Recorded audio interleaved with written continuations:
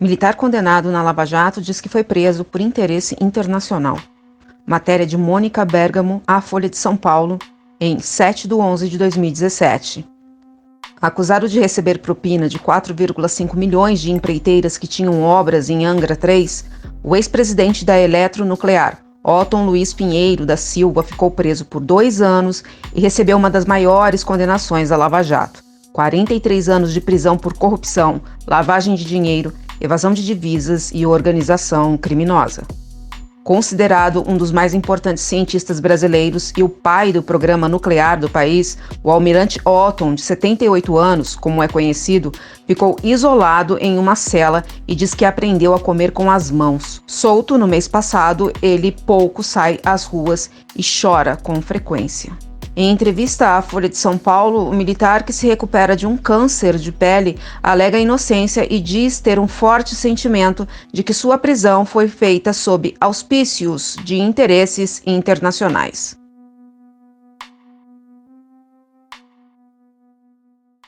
O pai do programa nuclear brasileiro, uma figura importantíssima para o desenvolvimento do Brasil, o almirante Otton Luiz Pinheiro da Silva, ficou preso por 2 anos, foi destruído pela Operação Lava Jato, orquestrada pelo Departamento de Justiça dos Estados Unidos.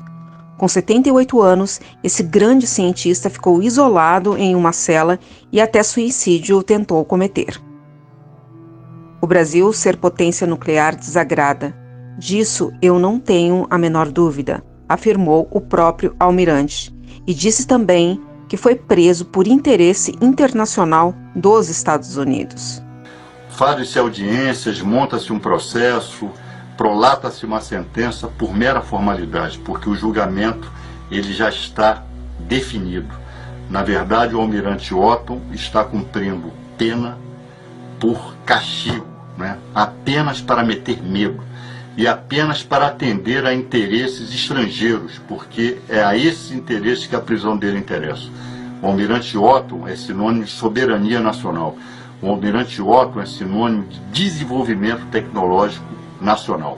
Na gestão Lula, ficou acertado que o Brasil construiria, em sociedade com a construtora Norberto Odebrecht, num período de 20 anos, 5 submarinos, um deles de propulsão nuclear, para vigiar o valioso pré-sal brasileiro.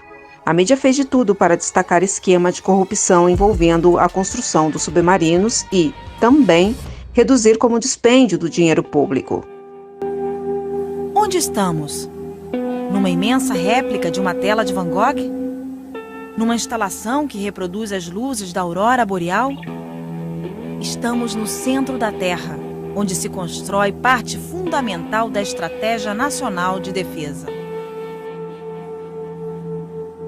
É por este túnel, construído aqui em Itaguaí, a 85 quilômetros do Rio, por onde vão passar as estruturas do primeiro submarino nuclear do Brasil. A Operação Lava Jato dificultou o desenvolvimento do projeto ProSub. A Odebrecht, uma forte empresa privada nacional e estratégica, foi obrigada a vender seu braço de tecnologia militar, a Mectron, para a Elbit israelense, também devido à Operação Lava Jato.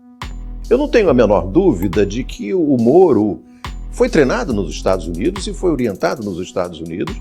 A Operação Lava Jato escondeu das autoridades brasileiras que colaborou com o Departamento de Justiça dos Estados Unidos.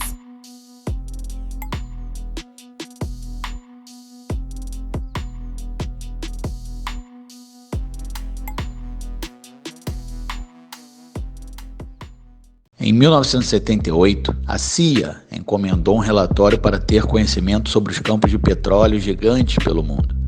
O Brasil apareceu nesse relatório com o campo de Namorado, sendo considerado um potencial gigante.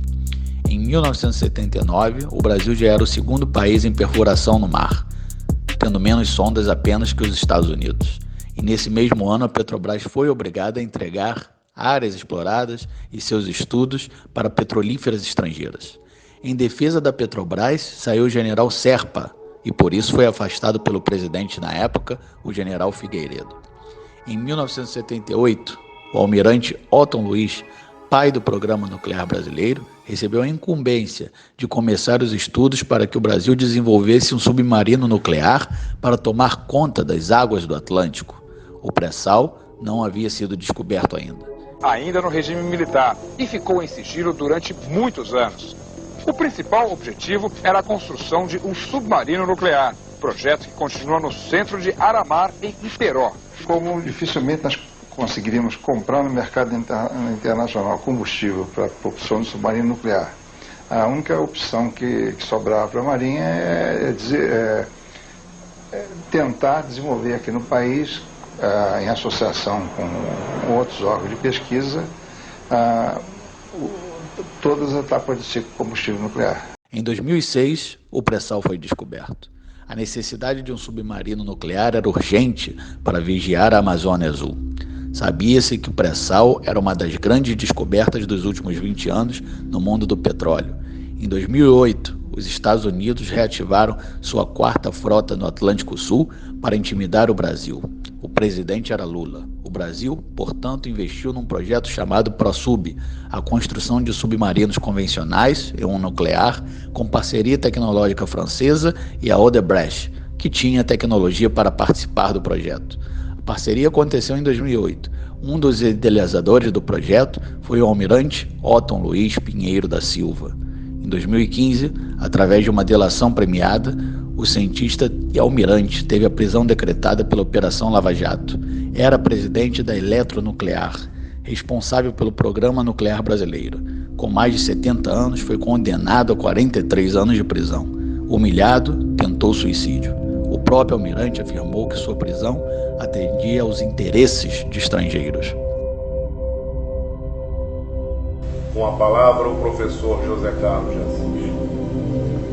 Esta é outra farsa fantástica da política brasileira recente.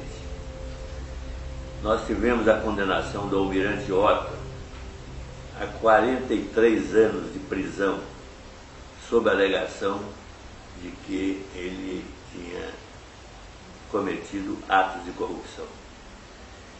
Tudo indica que isso seja, na verdade, uma forma de atacar o programa nuclear brasileiro, sobretudo o programa do submarino nuclear brasileiro. O almirante Otton é um herói da soberania nacional brasileira.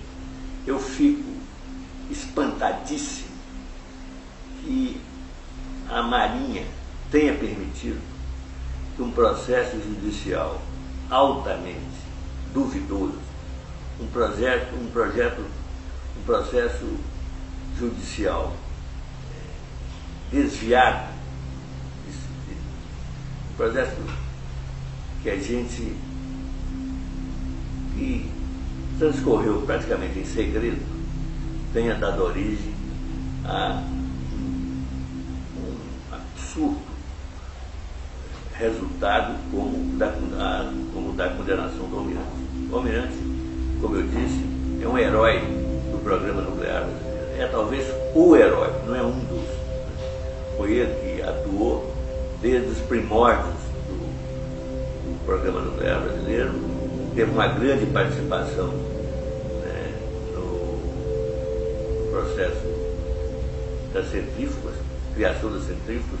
Então, o Brasil não sabe o que se trata, é uma questão técnica, mas a centrífuga é uma forma de você produzir urânio enriquecido completamente original. Quer dizer, o processo que usaram no Brasil, nenhum país do mundo conseguiu alcançar essa tecnologia. É estritamente nossa, né, defendida com os nossos recursos. Em 82 começamos a fazer experimentação. Em setembro de 82 nós conseguimos a primeira experiência de enriquecimento com sucesso.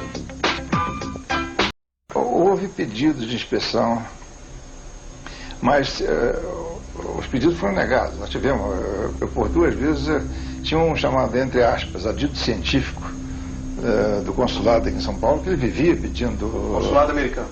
Exatamente. Um conhecimento que ele tem, poderia ser construído a partir disso uma bomba nuclear brasileira.